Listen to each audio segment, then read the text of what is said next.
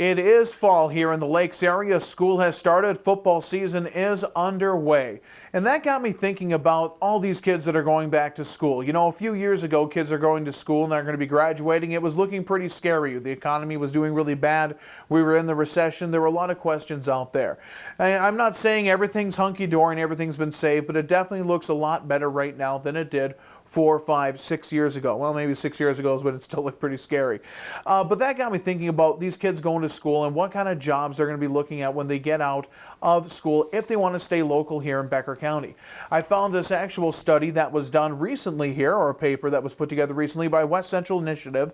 It was put together by Greg Wagner, who is an economic development planner with West Central Initiative. And it looked at what the top 10 jobs would be in 2020 as compared to our data or when it comes to growth, so forth here in Becker County. The most recent unemployment numbers showed that we've got declining unemployment since it peaked in 2009. 2009, we had 8.9% unemployment here in Becker County. As of the latest unemployment numbers, we had an unemployment rate of 4.4%, which was almost a percentage point lower than it was last year. The poverty rate in Becker County still remains actually pretty high, but it's actually pretty high for this region at 13.3%. But some of the numbers I thought were very interesting is population. We're continuing to grow here in Becker County. In fact, we're one of the faster growing regions in the country, and Becker County is one of the top 5 growing counties in the state of Minnesota.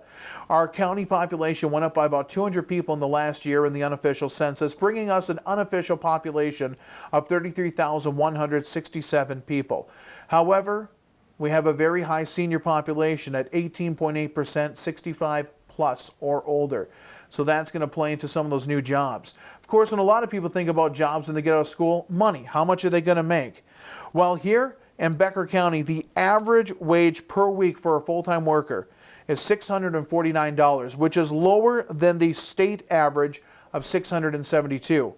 However, there's one industry that has a significantly higher wage, and that is $813 a week in a lot of machinist and manufacturing jobs. And in fact, here in Becker County, that seems to be one of the top growing jobs and sectors that we have. According to West Central Initiative, the top 10 jobs that they'll be looking for in 2020 are truck drivers, nurses, carpenters, team assemblers, electricians, welders, construction equipment operators, accountants and auditors, assemblers and fabricators, as well as machinists. 7 of the 10 are factory-related jobs that have 2-year type degrees. So I'm saying if you want to get a decent paying job to stay local here in Becker County, a 4-year college might not be where you want to go, even though that's where we all encourage our kids to go. Nobody grows up saying, I want my child to necessarily be a construction worker. Maybe we want them to own the construction company, but our dreams are usually bigger for our kids. However, if you want a good paying job staying locally, by 2020, you're in high school and college, a 2-year degree may be the way to go to work right away if you want. I'm never going to discourage anybody from going to a 4-year school and getting a 4-year degree. I'm just saying you might have a tougher time after you get that 4-year degree finding a job locally here in this area compared to a 2-year degree or another kind of job that has some kind of skill set to it. Now, I know those are always vulnerable to the economy, and we just saw what happened a few years ago. But I just think as these kids are choosing their majors and flipping back and forth, especially the young ones, it's food for thought and something to think about if you want to stay locally here. I always encourage education, and especially college level, but I'm just saying it is something to look at and it's something to think about, and it might be the wave of the future for jobs in our area, especially as we continue to grow.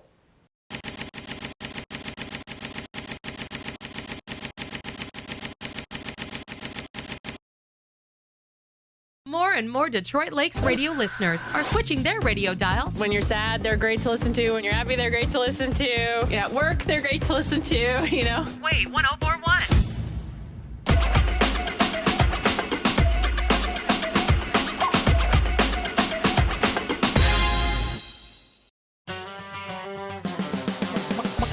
Backyard. Backyard. Backyard. Backyard. Welcome to the backyard. Well, so far we talked about GMOs. We've talked about natural, And we got Dr. Terry Van Dyke. He does a lot of work with organic farms. Mike's got some organic beef farms, and I work with some organic farms. So this will be a great topic. This is a topic that doesn't go away. Everybody's got thousands of opinions on it. And I'm going to kind of open it up. Terry, you're dealing with about a 350 cow dairy. Yep. North of here, that's organic. We got another 200 cow dairy that's organic. Yep. But let's open it up. What does organic mean to you, Terry? Well, organic, they're not using any antibiotics in their cattle as far as any treatments. Like we said in our previous one, we're not using antibiotics to create more milk.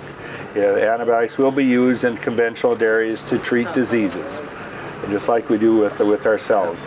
But in organics, they do not use any antibiotic treatments. They will won't use herbicides or insecticides on their land. It's all they're using natural ways to control weeds. And that takes like 3 or 4 years to get something like that to get certified as an organic crop to feed to your organic cattle. It actually wasn't until 2002 that they actually formed the standards that the organic farms have to follow. Before that, there were different regulations in different states, and different companies had different regulations.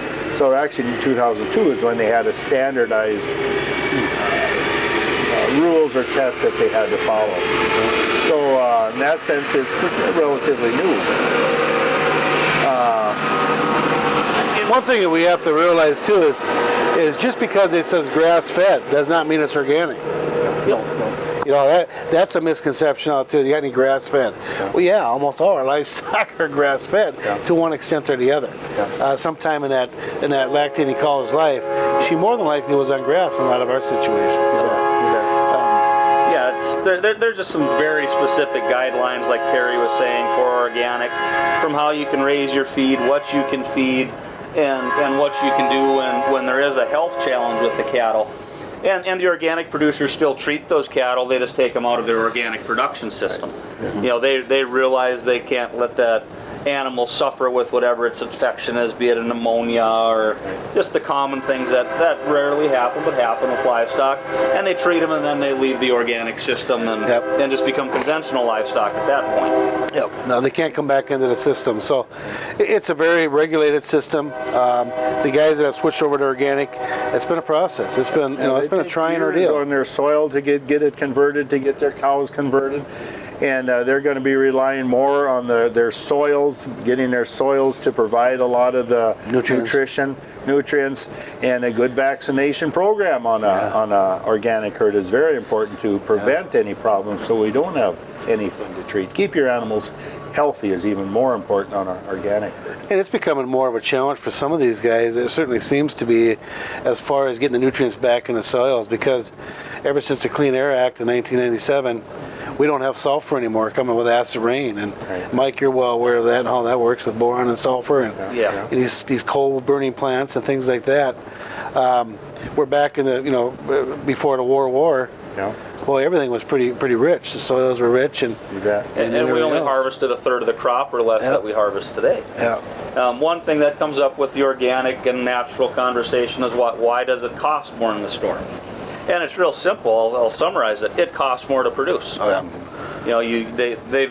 producers have made a decision. They're going to, by default, produce less because they have less options, and in turn, they get a financial reward for that, which hopefully can keep them profitable, because without profits, none of the producers would continue to be here. That's and I think with organic, one thing I have seen is even with the conventional farmers now, they're much more aware of the soil quality. We were just, I say, putting fertilizer sometimes, not really knowing if we were putting the right stuff on. But I think with the organic, the trend has been to be looking more at soils and getting our soils more rich and producing more nutrients. We're sampling more, and we're looking at our manure and sampling our manure back and finding out exactly what we're putting into that soil. So we're not, what are we short of? Yes. And in a general summary, all of these segments of production are trying to do the same thing. They're trying to use the least amount of synthetic material, because it has a cost, to produce the most amount of end product to sell. And the conventional producers will do it differently than the organic, extremely differently, but kind of with the same goal. Low cost, high production. Yes. Yep. And the key to all of it is good forage. More forage, the better, the healthier, and everything else. And, and we got to try to get all the nutrients we can out of that forage, and that goes right back to what you're saying. So, yeah. No, it's an interesting industry, and it's been a lot of fun. We've witnessed basically three transitions: GMOs and natural and organic. Where it goes from here, I don't know. You know. Well, thanks. Thank you, and please stop down at the backyard. And remember, we got the pet foods and the milk and the cheese and all that kind of great stuff. So, thank you again. Thank you. Yard. Yard. Yard. Yard.